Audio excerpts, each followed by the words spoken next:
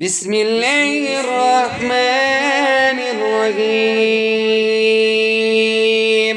إذا وقعت الواقعة ليس لوقعتها كاذبة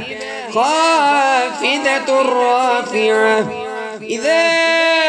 رجت الأرض رجا وبست الجبال بسا فكانت هباء منبثا وكنتم أزواجا ثلاثة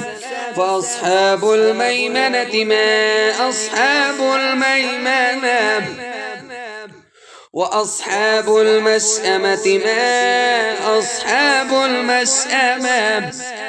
والسابقون السابقون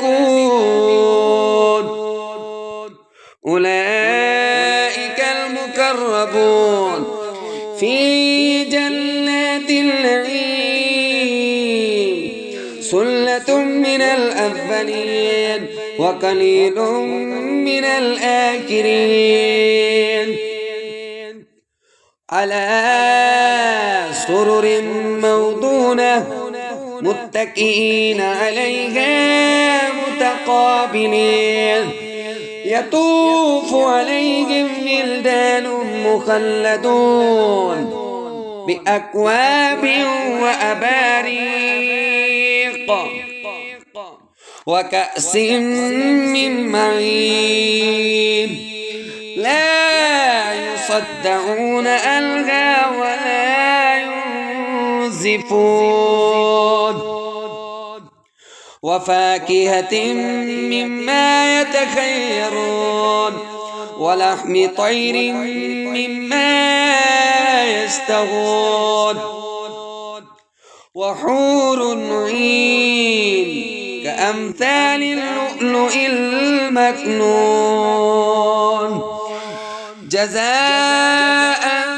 بما كانوا يعملون لا يسمعون فيها لغوا ولا تأثيما إلا قيلا سلاما سلاما. وأصحاب اليمين ما أصحاب اليمين في سدر مخضود وطلح ممدود وظل ممدود وماء مسكوب وفاكهة كثيرة لا مقطوعة ولا ممنوعة وفرش مرفوعة إنا أنشأناهن إنشاء فجعلناهن أبكارا غربا أترابا لأصحاب اليمين ثلة من الأولين وثلة من الآخرين. وأصحاب الشمال ما أصحاب الشمال في سموم وحميم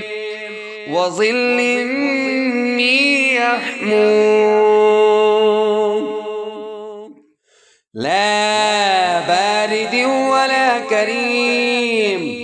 إنهم كانوا قبل ذلك مترفين وكانوا يصرون على الغلس العظيم وكانوا يقولون أئذا متنا وكنا ترابا وعظاما أئنا لمبعوثون أو آباؤنا الأولون قل إن الأولين والآخرين لمجموعون إلى ميقات يوم معلوم ثم إنكم أيها الضالون المكذبون لآكلون من شجر من زقوم فمالئون منها البطون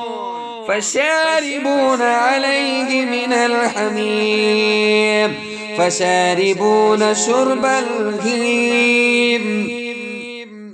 هذا نزلهم يوم الدين نحن خلقناكم فلولا تصدقون أفرأيتم ما تمنون أأنتم تخلقونه أم نحن الخالقون نحن قدرنا بينكم الموت وما نحن بمسبوقين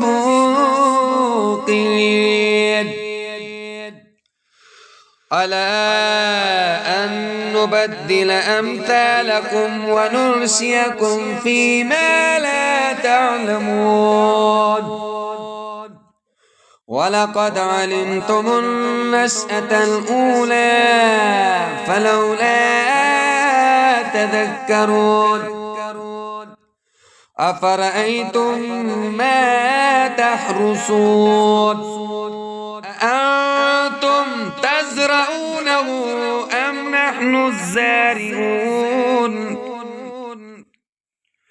لو نشاء لجعلناه حطاما فظلتم تفكهون إلا لمغرمون بل نحن محرومون أفرأيتم الماء الذي تشربون أأنتم أنزلتموه من المزن أم نحن المنزلون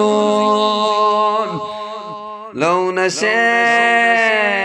جعلناه أجاجا فلولا تشكرون أفرأيتم النار التي تورون أأنتم أنشأتم شجرتها أم نحن المنشئون نحن جعلناها تذكرة ومتاعا للمقبلين فسبح باسم ربك العظيم فلا أقسم بمواقع النجوم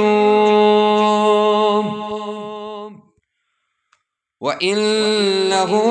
لقسم لو تعلمون عظيم إنه لقرآن كريم في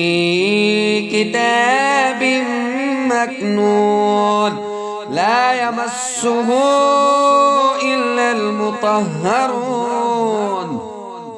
تنزيل من رب العالمين أفبهذا الحديث أنتم مدهنون وتجعلون رزقكم أنكم تكذبون فلولا إذا بلغت الحلقوم وأنتم حينئذ تنظرون ونحن أقرب إليه منكم ولكن لا تبصرون فلولا إن كنتم غير مدينين ترجعونها إن صادقين. فأما إن كان من المقربين فروح وريحان وجنة نعيم. وأما إن كان من أصحاب اليمين فسلام لك من أصحاب اليمين. وأما إن كان من المكذبين الضالين فنزل من حميم وتسلية جحيم. إن هذا لهو حق اليقين. فسبح باسم ربك العظيم.